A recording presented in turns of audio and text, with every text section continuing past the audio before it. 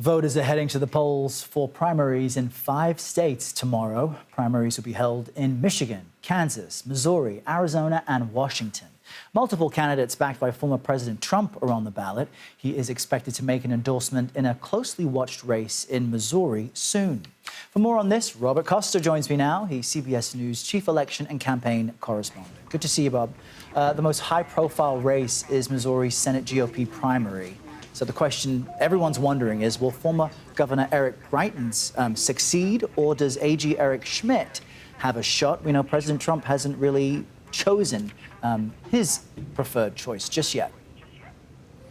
That's a perfect way of putting it. What an intriguing piece of news just minutes ago in the Missouri Senate Republican primary race. The former president, Donald Trump, issued a statement where he said essentially that he endorses, quote, Eric, no last name given. And it's confusing everyone in the political world, especially in Missouri. Who exactly does he mean? Is it Eric Schmidt, the state attorney general, or is it Eric Greitens, the former governor who has become an ally of Steve Bannon and other Trump allies in recent months? And it just shows you how the former president is trying to play across the field, not necessarily pick a favorite by doing a bit of a wink and a nod with this statement tonight. And it's also, that's remarkable about I support Eric. But it's also interesting to see the differences between where President Trump and former Vice President Pence's endorsements are lining up. They seem to have taken different sides in some races, including ones happening on Tuesday. Arizona's Republican primary for governor, one of them. What's your sense on why they're not on the same side? What does this tell us?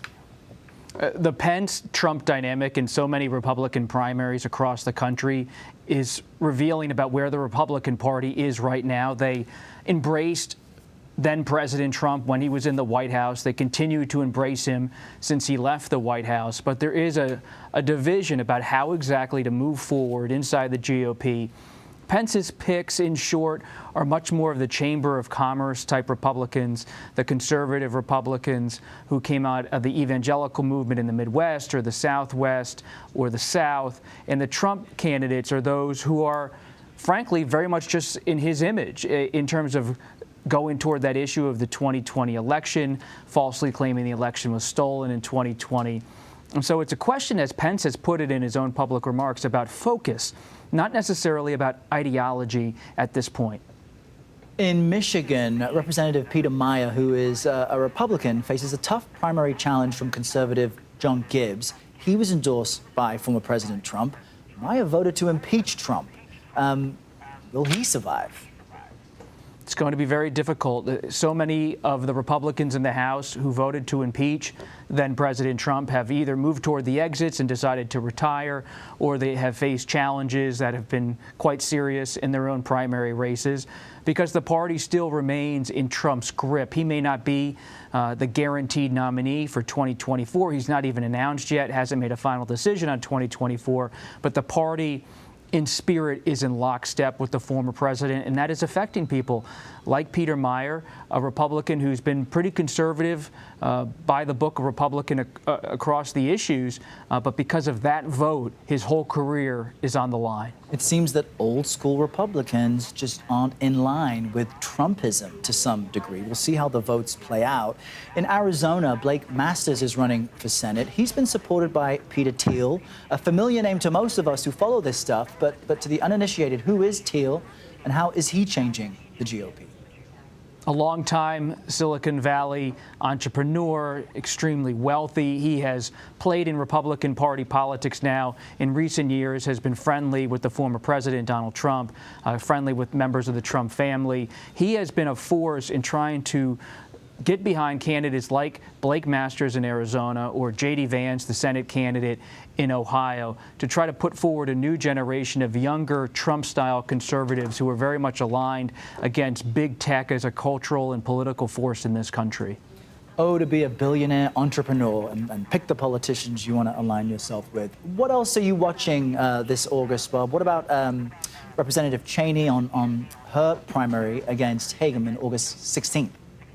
Oh, that is going to be a reckoning for her wing of the Republican Party, that never Trump, anti-Trump wing. If she wins, it would be a real victory for them after the January 6 hearings, which have drawn millions of viewers, but by no means kept her in a safe space politically in a state like Wyoming that's very much ruby red, very much Republican. But she is battling to the end. She is spending a lot of money, has raised a lot of money, and the former president has got behind her challenger, Harriet Hageman.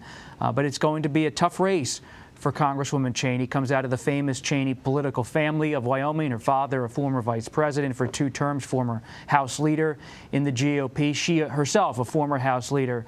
But this party is changing, and she has stood athwart Republican history and said that she is not for the new direction, but she could pay a price for that.